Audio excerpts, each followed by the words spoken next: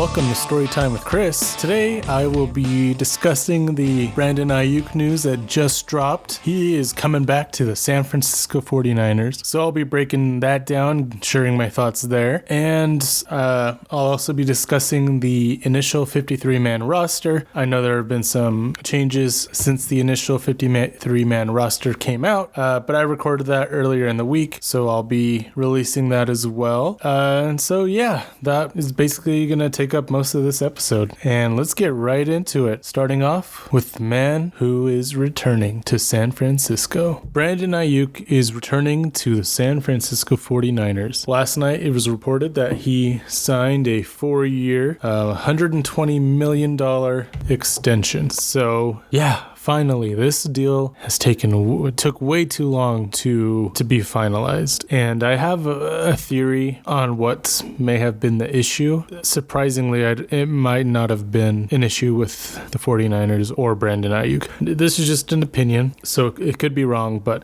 I'll get into that later. Let's talk about this contract. 4 years, $120 million guaranteed, 4 years, $120 million with $76 million guaranteed. That's a good chunk of pocket change right there.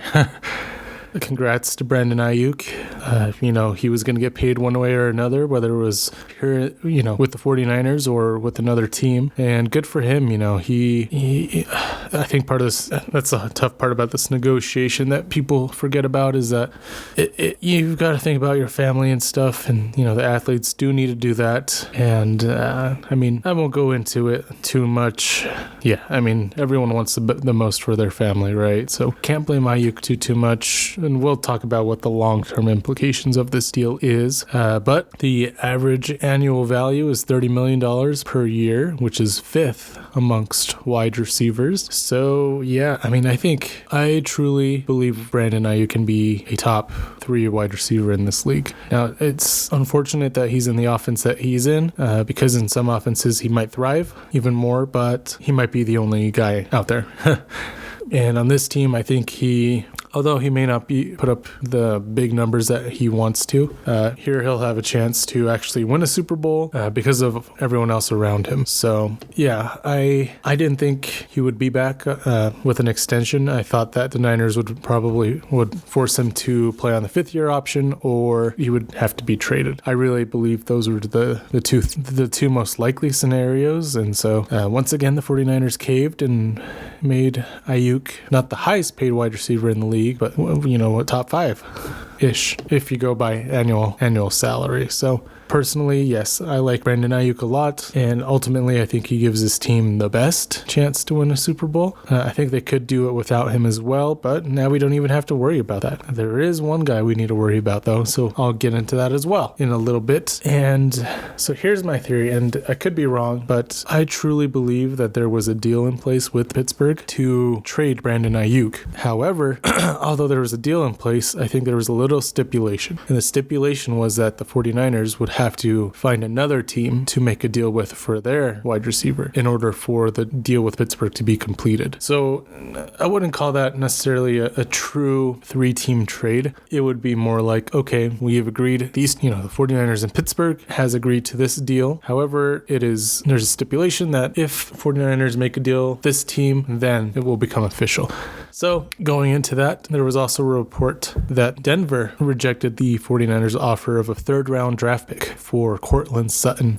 And that's very interesting. That means the Niners were willing to move on from Brandon Aiyuk. And I think that may have been what the holdup was. Not necessarily that Aiyuk was waiting to get the most money, or the 49ers were waiting to see if Aiyuk would cave. I think it may have been another team that, like Denver, when did Denver reject that offer? Was that recently? Was that a few weeks ago? Is that why Brandon Aiyuk didn't show up to practice for 2 days this week? Very interesting. Very, very interesting. And I truly wonder if that or another team may have been the reason why this deal ended up coming back to San Francisco, and that's why Aiyuk is still here. I guess, I don't know. His agent put up an Instagram story saying that there may never be a negotiation like this one ever. So I really would like to know everything that went on behind the scenes. That would be really cool. deal. I've heard rumors that Brandon Aiyuk was making a documentary about this whole negotiation, so I guess we'll see if that's true, and if that comes out, see what happened on his end. But we'll have to wait for that.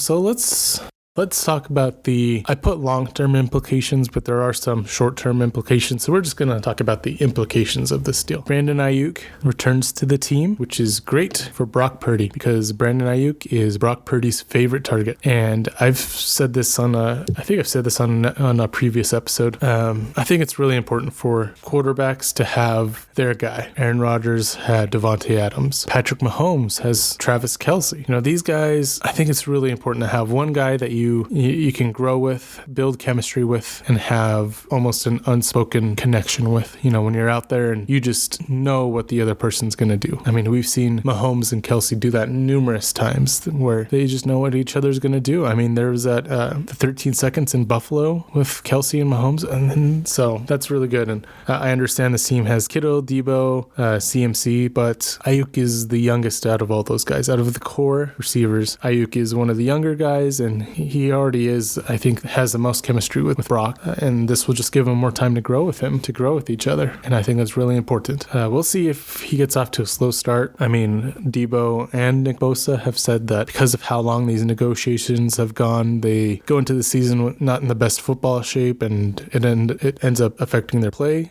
So that's frustrating if that's the reason, if the Niners were really the reason why this deal was held up, because they do this every year, and it's hard not to point the finger at them because this is something that happens every year, and it's happening with two players, Aiyuk and Trent Williams. So we'll see how that goes. Another thing that is more of a short-term implication, but it could be a long-term one as well. More targets for Aiyuk. I mean, he didn't get a lot of targets in the playoffs or in the Super Bowl. He doesn't have very many career catches in the playoffs or the Super Bowl. So I think this is going to force Kyle Shanahan to give him some more targets, which is not a bad thing. I think Aiyuk is he's a lethal weapon out there. He's a guy that can make you pay for sure. So I think that's really good. And I guess that's a good and bad thing because some of the players who I believe are already underutilized are going to become more underutilized. Like Kittle should have more targets than he does. Kyle Juszczyk should have more targets than he does. And unfortunately for them, I think this is going to end up hurting them. And those are two guys that I could see this team moving on from next year. Two of the cap casualties as a result of this deal, which is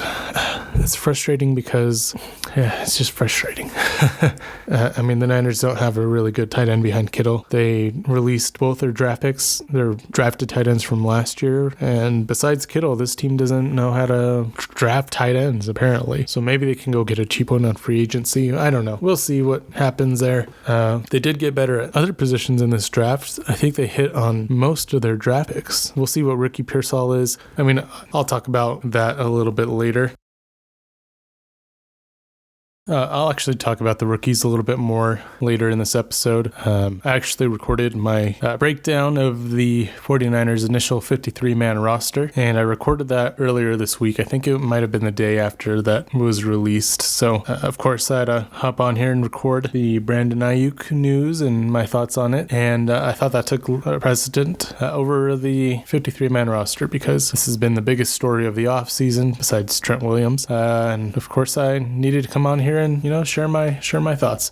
Speaking about on the topic of Trent Williams, none of this really matters if he doesn't re-sign. I don't think the backup behind Trent is going to get the job done. I mean, Trent Williams is a Hall of Famer. He's the best left tackle in the league. You're not going to replace him, and the guy that you're going to replace him with is like the worst. So hopefully they can get Trent re-signed because that is what will make this whole deal matter. This deal doesn't matter without Trent Williams. And then of course next season Brock is going to be getting his contract, I'm assuming, unless he just comes out and is absolutely horrendous this year. He's going to get paid as well, so that's something to consider. I've talked about this before, and I could definitely see one guy that Brock seems to look up to is kind of a role model for him is Tom Brady. And I like I said, I mentioned this in a different episode, but it wouldn't surprise me if Brock took the Tom Tom Brady approach where he doesn't take as much, as much of a, if he doesn't accept, the top end money for a quarterback, if he takes a team friendly deal in order to keep some guys on the roster and try to keep this team together longer. However, you can't bank on that, right? You can't bank on, Brock is going to be, he's going to take the Tom Brady approach and take less money than he should. So you have to be ready to pay Brock, lose some guys, and figure out what the cap casualties are. Anyway, you might be able to hear the little one crying in the background, so I'll have to get done with this recording for now. And those are all my thoughts on Brandon Aiyuk. So yeah, happy for him to be back on the team. Happy he got paid his money. And this will give the 49ers the best chance to win a Super Bowl this year, as long as they sign Trent Williams as well. So...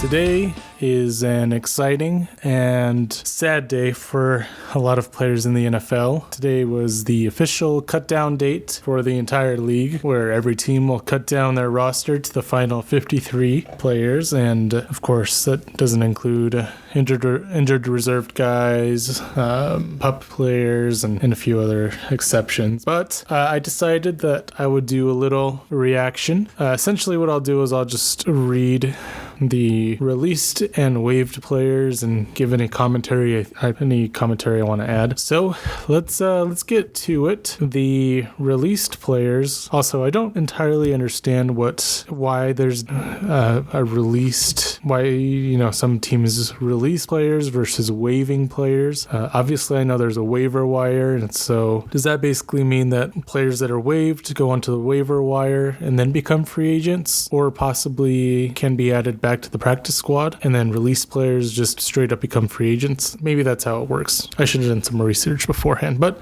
anyway, let's get into it. 49ers released the following players. Also, shout out to NinersNation.com, because they have the only breakdown I've seen where they have released players and also the final roster. So anyway, get back to it. They released Ben Barch, Robbie Chosen, no surprise there, Chris Hubbard. T.Y. McGill was a little bit of a surprise. He's a guy that it seems like every year he comes in and makes a couple of plays on the defensive line. Defensive line usually has a lot of depth. However, it doesn't seem like they're doing that this year.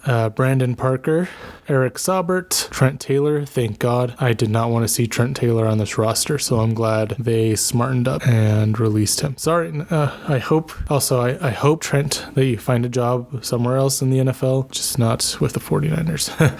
Logan Thomas, this was a little bit of a surprise because he's been a solid tight end for the last few years, as an NFL guy. So I wonder I wonder what happened there. It's spoiler alert, the 49ers are just keeping 2 tight ends, which is just kind of weird, kind of crazy. I wonder, hopefully that means they're going to be using Juszczyk a little bit more, because then it would make a little bit more sense you essentially would have 3 tight ends in that case. So Tracy Walker, Nick Williams, and Rock Ya-Sin. That one was a little bit of a surprise, especially considering that they kept Ambry Thomas on the final roster. But yeah, there were a couple of surprises here on the waived list that I'll be talking about. So the next group were waived: Isaac Alarcon, Evan Anderson, Alex Barrett. Alex Barrett showed a few things that I feel like on tape. He seemed pretty solid. So interesting that they're not rolling with a lot of defensive line depth. I thought he could add some depth, which, if you know the 49ers, they like to rotate their defensive line in and out every game. So Shaquille Brown, Jonathan Garvin, Jalen Graham was a little bit of a surprise. I believe he was a draft pick last year, so for him to not make it, I mean, it's a little bit surprising. He might end up on the practice squad. I hope he does at least. But the linebacker room does look really strong, actually, the final cut. So Danny Gray just didn't pan out here. Sebastian Gutierrez, Jarrett Kingston, that one was a little bit of I wonder if they're going to try to get him back onto the practice squad. I thought for sure he would be on the 53-man roster, but I guess not. Cameron Latu, he did a few things in the preseason, but overall he just hasn't been very impressive. Chase Lucas, Jalen Mahoney, Jalen Mahoney was a guy that I would have liked to keep, but hopefully they can bring him back on the practice squad. But the Niners announced today that Talanoa Hufanga would be activated off the PUP list. So that's probably why Mahoney is getting waived. So even though I would have liked to see him, hopefully they can get him back into the practice squad. Tay Martin, Tanner Mordecai, that one was not surprising. Maybe they'll try to bring him back on the practice squad, but I mean, the Niners the 49ers seem to like experienced quarterbacks usually in their quarterback room. I personally would have gone with Mordecai instead of Brandon Allen, just because I prefer to go younger, especially at your third quarterback. If you go through your first two, the odds that you have Brock Purdy as your third quarterback are not very good, and your season is probably over anyway. So Drake Nugent, Mason Pline, Cody Schrader, hopefully they can get him back on the practice squad. I heard really good things about him in training camp, but he just didn't show up in the preseason, so it's too bad. Braden Willis was a little bit of a surprise. That's both the tight ends they drafted last year, so I guess maybe they're going to try to get him back.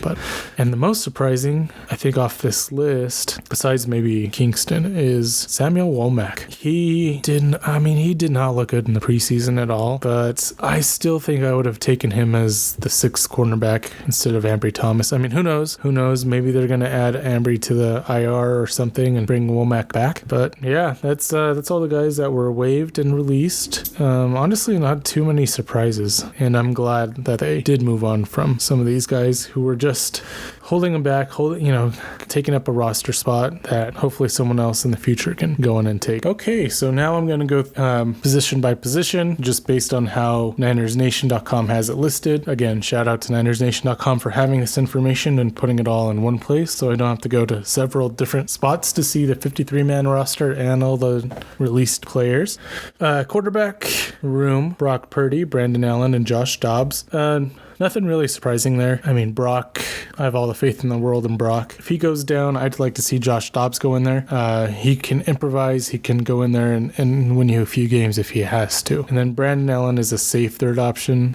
He does have experience in this offense and knows the system really well. So, I mean, if it comes down to it and he's in the game, chances are the season is over anyway. But, I mean, who knows? He's a guy that also could come in and surprise us. Running back room. This is where there's a little bit of a surprise. Christian McCaffrey, of course, Jordan Mason, Isaac Guerrero, Patrick Taylor Jr., and Kyle Juszczyk. I mean, McCaffrey, Mason, Juszczyk those guys were locks for sure. And then Isaac Guerrero had that, a 93-yard return, 96-yard return, kickoff return in the last preseason game. I'm really excited to see him. I hope he's a return man. I mean, he is a big man, and he can run, a 4.4 40? Sub 4.4? I don't even know. But the surprising guy was Patrick Taylor Jr. He did look pretty good in a few of the preseason games that I watched. I haven't seen too much of him, but the surprising part is that, well, I guess maybe not surprising, Elijah Mitchell was placed on season-ending IR.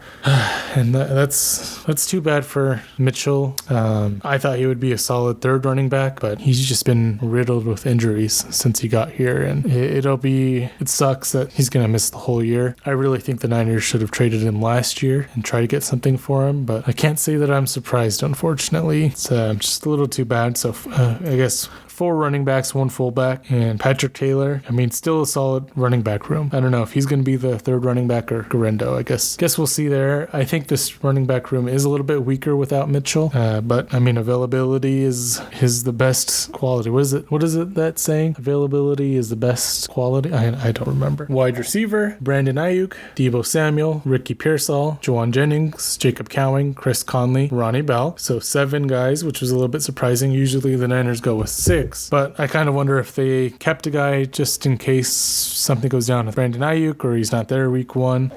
I guess we'll see. I mean, Aiyuk, Samuel, Pearsall, Jennings were all locks, I think, to make this team. Cowing looks like he is a playmaker. I am super excited to see Cowing in this offense. He is explosive. He can do a little bit of everything. He's a little bit of a smaller guy, but he's so fast and shifty. I think they can get really creative with how they use him. So that is exciting. Chris Conley is the Brandon Aiyuk replacement. I mean, he made some plays last year in the playoffs. I think he's a solid depth wide receiver. He's a guy that if Aiyuk is not here or someone gets injured, I would feel really comfortable with Chris Conley as this option. So, and then Ronnie Bell, I'm glad they kept Ronnie Bell. A lot of people seem to be surprised by Ronnie Bell being on this team, but I really think he just needs a little bit of time.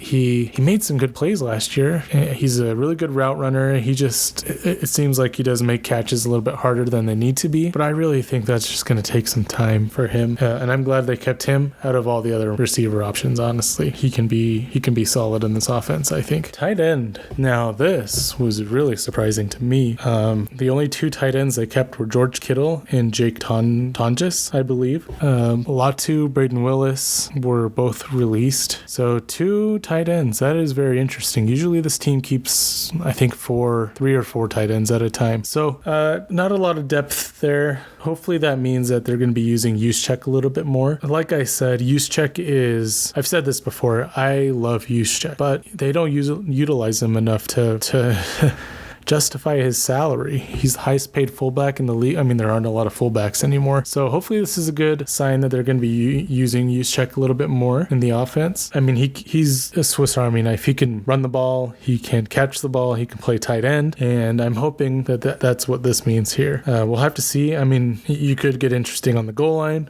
with only 2 tight ends. If you're trying to get something up the middle, you can always add an O lineman to the line and make plays that way. But yeah, very, very weird to see just 2 tight ends make this roster. Offensive line, Aaron Banks, Jake Brendel, Dominic Pooney, Colton McKivitz, Spencer Burford, Jalen Moore, Nick Zakel, John Feliciano. Of course, Trent Williams doesn't show up on this list because he's on the reserve / did not report list. So I'm sure this could change. What I'll say is interesting about this list is that they kept Nick Zakel over Jarrett Kingston. I mean, Zakel hasn't looked great in the preseason. I think I would have rather gone with Kingston, their rookie that they drafted, because, I mean, he seemed solid, but honestly, the 49ers don't really even value offensive line, so whatever this list looked like wouldn't have surprised me either way. Just a very mid list. Hopefully it doesn't bring down the whole season. Defensive line, Nick Bosa, Javon Hargrave, Malik Collins, Leonard Floyd, Yetur Gross-Matos, Jordan Elliott, Kevin Givens, Robert Beal Jr., Sam Okwuegbunam. That was horrible. Doesn't seem very deep. I mean, yeah, it doesn't seem as deep as it has been in years past. Like I said, I really would have liked to see them. I mean, there's only so much you can do with 53 spots, right? But who was it? T.Y. McGill was a little bit of a surprise. I wonder if they feel comfortable with the guys they do have, and Alex Barrett as well. I will say, man, usually the defensive line is a strong point of this team. I mean, it's one of the 3 things that the 49ers have said that they want to focus on since Shanahan and John Lynch came to the team. So maybe they're realizing that maybe that formula isn't going to win them a Super Bowl, and they're trying to go away from it a little bit. Overall, I think this is a good, solid defensive line. I feel comfortable with it. It's not the best. I mean, the starting 4 is pretty. Nick Bosa, Hargrave, Malik Collins, and Leonard Floyd. That's a pretty solid starting defensive line. I like it better than last year's. And the depth pieces are decent, but I will say out of the whole defense, this one seems to be the weakest as far as depth goes, but maybe that's not a bad thing. Linebackers, Fred Warner, Devondre Campbell, D. Winters, Demetrius Flanagan-Fowles, Curtis Robinson, Tatum Bethune. Man, there is some serious competition on this team between the linebackers and the secondary for the most depth. I was a little surprised to see Jalen Graham was waived or released. I don't remember, but I think that just really speaks to how much depth this team has at linebacker. And it's kind of crazy how, and this doesn't even include Drake Greenlaw, who's on the PUP. Drake Greenlaw could potentially return too. So yeah, it's just crazy how good this 49ers team has been at drafting linebackers. It's crazy. I mean, I feel pretty confident with most of these guys. I mean, Devondre Campbell, of course, was a free agent signing, but these other guys were all drafted by the Niners, I'm pretty sure. And I mean, they're not going to play at Fred Warner's level, of course, or Dre Greenlaw's level, but I would feel comfortable plugging these guys in if they needed to for, in case of injury or for whatever reason. So really cool to know that the linebacker depth is really strong. This is one of the best, deepest groups on the team, in my opinion. Cornerbacks, Charvarius Ward, Diamador Lenore, Renardo Green, Isaac Yiadom, Darrell Luter, and Ambry Thomas. I feel really good about this cornerback room. The first 4 guys are really, really strong. Ward, Lenore, Green, and Yiadom, in my opinion. I mean, Yiadom and Green are going to have to compete, I believe, to see which one of those guys plays on the field. But Ward is a solid number 1 corner. Diamador Lenore, I am super excited for this year. I think he can be even better than Charvarius Ward. In fact, last year, I think there were some games where he played better than Charvarius Ward. So he is one of the guys I'm really excited for this season. And depending on Renardo Green and Isaac Yiadom, whoever wins that competition, Lenore will play inside or outside. Either way, I feel really good about that. Darrell Luter, we didn't see a lot of last year. Saw him a little bit, but for him to be the 5th corner, I feel really good about. Ambry Thomas...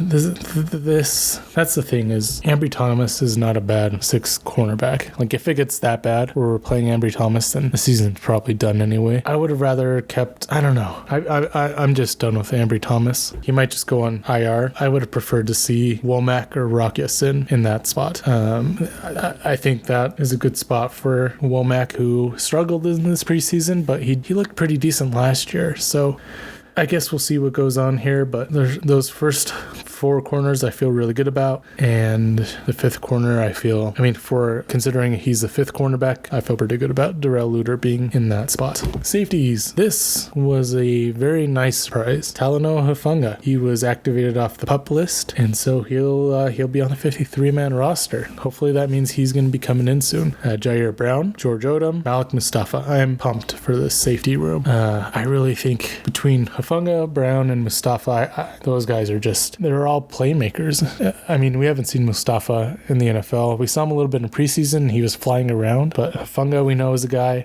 Jair Brown played really well last year. He picked off Patrick Mahomes in the Super Bowl. And then George Odom is another guy who, while he may not be a Pro Bowler or, a top safety in the league, I think he's a good guy that can come in and fill in that role if we need him. And he's also a really strong special teams player as well. So that is one thing to keep in mind when they create this 53-man roster, is they do have to consider special teams. And that's why I think some of the roster looks the way it does. But yeah, really cool safety room. I'll be interested to see if Brandon Staley comes up with some sort of 3 safety look. That would be pretty epic. And the final group, the specialists, Jake Moody, Mitch Wisnowski, Tabor Pepper. Hopefully Jake Moody is better this year. That's all I have to say. So in conclusion of this 53-man roster announcement by the 49ers, I feel really good about this team. I mean, there are a couple of areas that are concerning. One of them is a little surprising. The tight end room. It's a little surprising, a little concerning, but hopefully it means that this offense is going in a little bit of a different direction.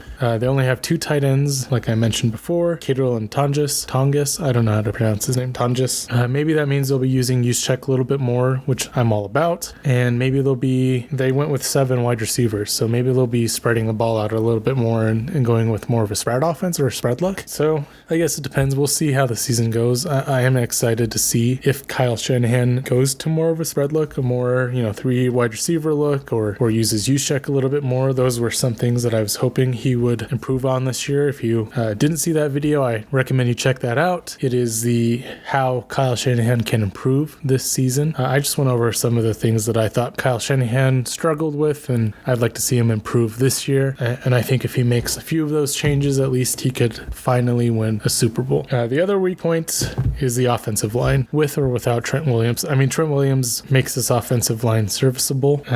Without Trent Williams, this is a sad-looking offensive line. I mean, Banks is decent. Brendel is okay. Pooney, I think, is going to be actually an upgrade at right guard. I wish they could put Pooney in, I don't know, maybe McKivitz did not look good in the preseason. I'm so over McKivitz. I don't know why they extended him. But yeah, I don't feel good about this group at all, especially if there's an injury.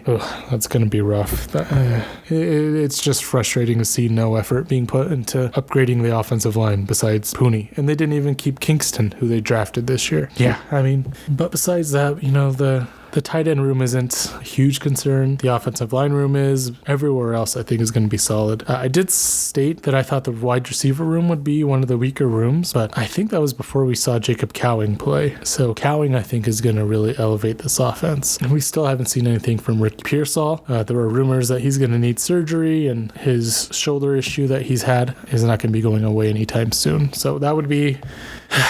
That would be frustrating, especially when they could have used that pick to upgrade the offensive line. But that is just a waiting game, and I feel good about the rest of the roster. There's depth at quarterback. There's depth at running back. There's depth at receiver. Defensive line depth has gone down a little bit, but it's still decent. I think more than serviceable. The linebacker room is stacked. Cornerback room is stacked. And the safety room is... This is going to be the best secondary I believe the 49ers have had in a long time. And I love that because I'm a big secondary guy. And I hope bringing Brandon Staley in, they can do some creative things on the defensive side. And I think this team has a really solid chance at making a push this year. But yeah, that's it. That's really all I had to say about this roster. Let me know what you guys thought. Is this the best roster they could have had? Are there any surprise cuts or any players that you would have liked to see on this roster that didn't make it? Anyone who did make the roster that you would have liked to see cut? Let me know. Overall, I feel really good. And I'm excited to see this team this year. People keep saying this is the last chance this team has at a Super Bowl. And as a fan, I'm just going to hold on and enjoy the ride. Sorry, got a little distracted. Niners Nation is playing the final play from the preseason game, which I'm sure you guys saw where they did all the laterals, and that was a fun play. I wondered what Kyle Shanahan was thinking in that moment when he saw that was going on. Anyway, that is my reaction to the 49ers 2024 season roster. And with that will conclude today's episode. Thank you for everyone who took the time to listen today. If you haven't, please subscribe and like this podcast. It is available on YouTube and Spotify, and I appreciate every single one of you who tunes in and listens. Let me know what you think about the 53-man roster. Are there any guys that you wish this team had kept around or let go? And what do you think about Brandon Aiyuk returning? I'm excited. I really like Brandon Aiyuk a lot as a player. One thing I didn't mention earlier is the whole diva label that's been put on him. I don't know if I would go that far. I even saw a list where he was talked about as like a top 2 diva in the NFL, and I think someone's just trying to put that narrative out there. Maybe it was the team, but I really don't think that's true at all. I mean, I think he was doing what he could to, try to get the biggest contract he can. He's got a family to think about. Did he have to take as much money as he did? That's something that is interesting about these contracts for me. These guys get paid millions and millions of dollars, and so I mean, it's a whole different perspective, right? As someone who doesn't make millions of dollars, I don't know how much of a difference $4 million makes a year versus, I don't know. Maybe that makes a big difference for millionaires. Who knows? Anyway, let me know what you think about the Aiyuk deal. Do you think he is going to be the main guy this year? I mean, he's the highest paid player in the offense now, besides Trent Williams, probably. Hopefully, is he going to get the most targets now? I mean, I'm not opposed to a pass-first offense from Kyle Shanahan. So I say let it rip. If this is the last year, look, you've had this system in place since 2017. It's come close twice. It's fallen short to the Chiefs twice. If this is the last ride, stick with your system partly, but also switch it up a little bit. Do some things that teams would not expect you to do. And that is where I'll finish. Those are my final thoughts for this episode. Again, thanks again for listening. This has been Storytime with Chris.